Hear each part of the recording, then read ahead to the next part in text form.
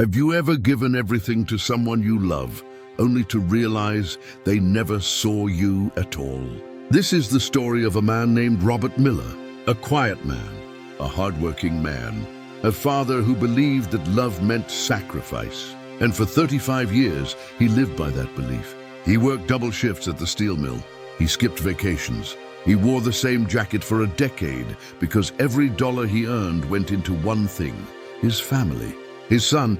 But what Robert didn't know was that while he was building a life for his son was quietly erasing him from it. Let me take you back to where it all started. Robert was 28 when his wife, Ellen, gave birth to their only child, a boy they named Daniel.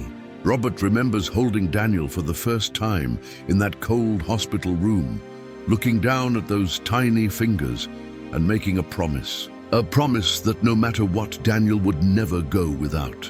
He would have a good home, a good education, a good life, and Robert kept that promise. Every single day, Helen was a kind woman, but she was fragile. She had health issues that kept her from working. So Robert became the provider. He worked at the mill from 6 in the morning until 4 in the afternoon. Then he'd go to his second job at the hardware store until midnight. He barely slept, but he never complained, because in his mind, this was what a father did. Daniel grew up in a nice neighborhood. He had his own room, new clothes every school year, a bicycle, a computer, everything a kid could want. Robert made sure of that. Even when his own shoes had holes in them, Daniel's feet were always covered. Years passed. Daniel went to college, a good one. Robert paid for it all. Tuition, books, rent.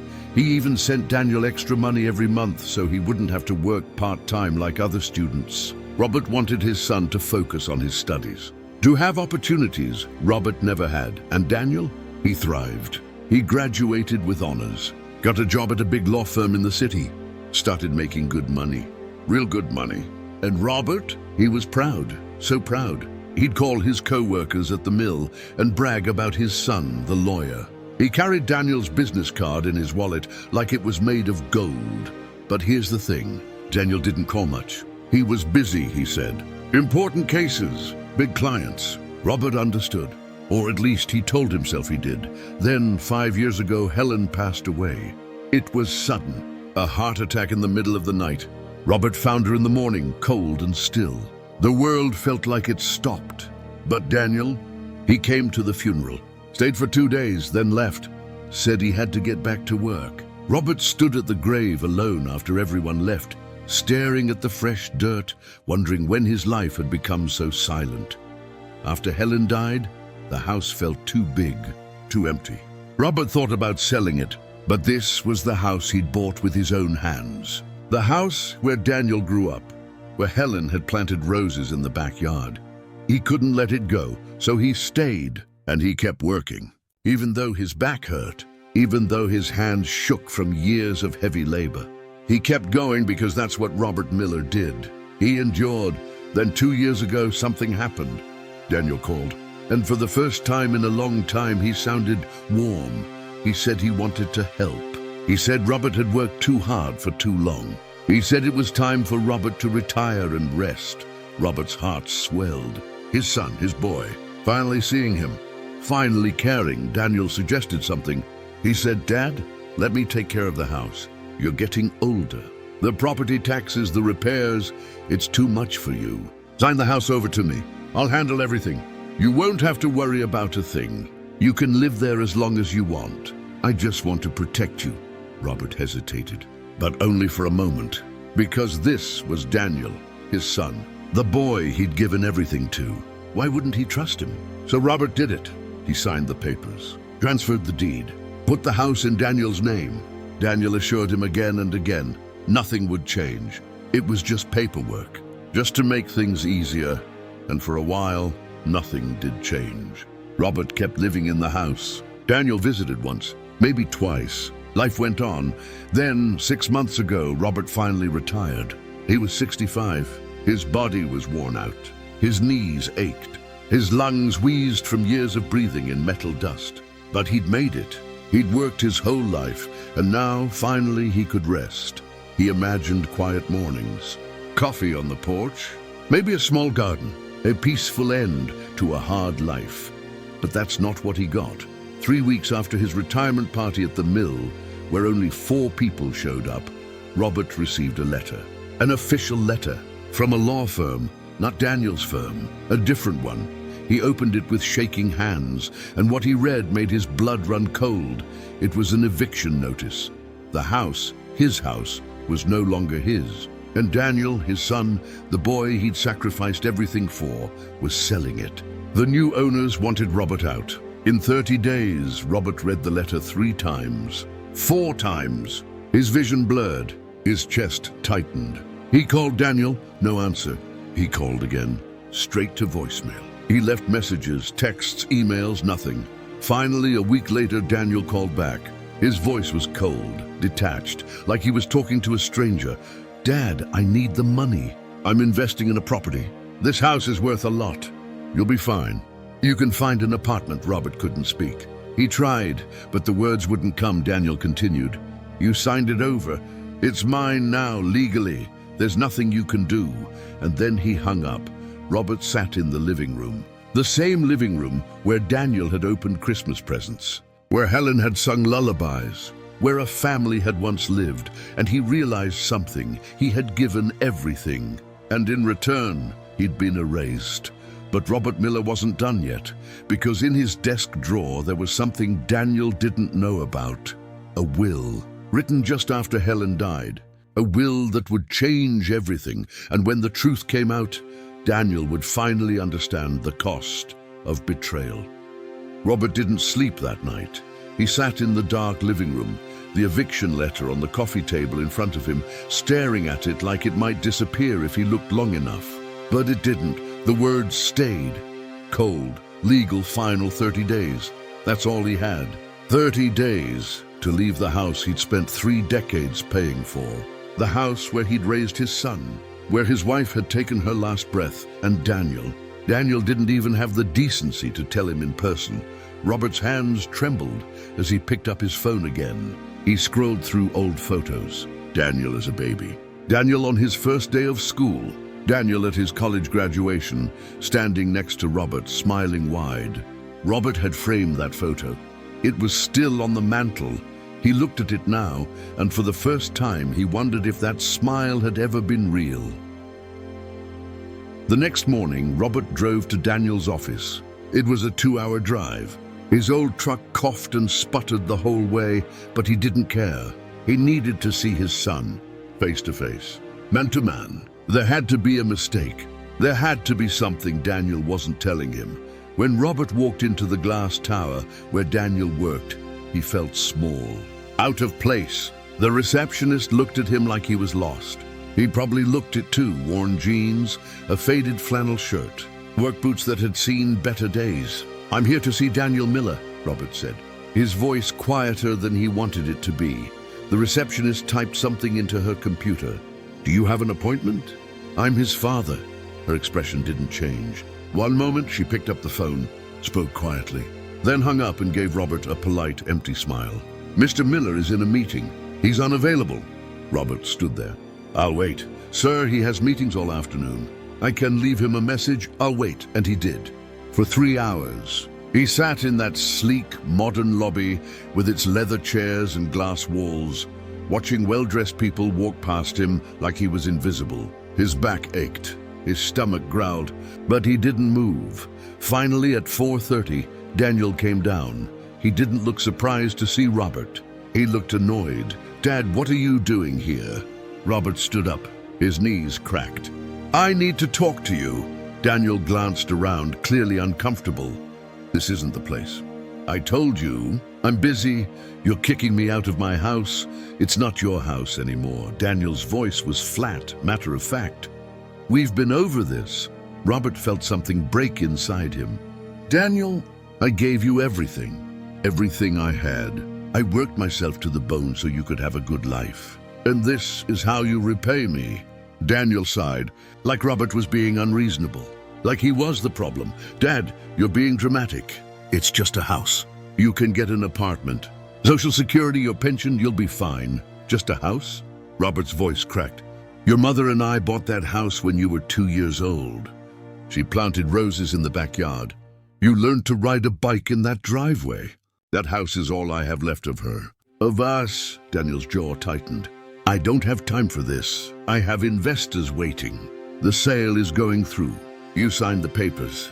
It's done. Why? Robert's eyes burned. Why are you doing this? For a moment, Daniel didn't answer. Then he leaned in closer, his voice low and sharp. Because you were never enough, Dad. You worked all the time. You were never home. Mom was lonely. I was lonely. And now you want me to feel guilty because you sacrificed. You didn't sacrifice for me. You sacrificed because you didn't know how to do anything else. The words hit Robert like a punch to the gut. Daniel stepped back, straightened his tie. I'll have movers come by next week. Pack your things. Don't make this harder than it has to be. And then he walked away. Robert stood there, frozen. People walked past him. The world kept moving, but he couldn't. He drove home in silence. The 2-hour drive felt like 2 minutes, or maybe 2 years. He couldn't tell anymore. When he got back to the house, he sat in the driveway for a long time, just staring at it. The white paint was peeling.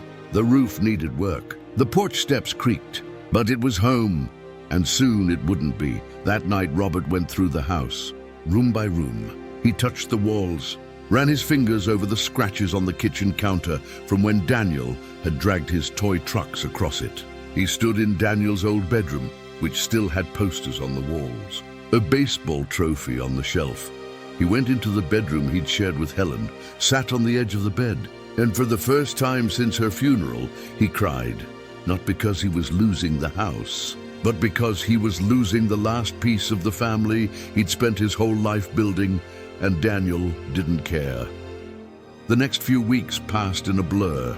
Robert tried to find an apartment, but everything was too expensive. His pension wasn't enough. Social Security barely covered groceries. He started packing boxes slowly, painfully, each item a memory he was being forced to leave behind. Then, one afternoon, there was a knock on the door. Robert opened it to find a man in a suit. Not Daniel. Someone else, Mr. Miller. I'm from Peterson & Associates. I'm here regarding the estate of Helen Miller. Robert frowned. My wife's been gone for 5 years. Yes, sir. But there's been a complication regarding the house.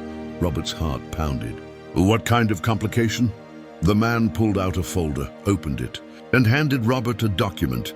It was a copy of Helen's will, one Robert had forgotten about.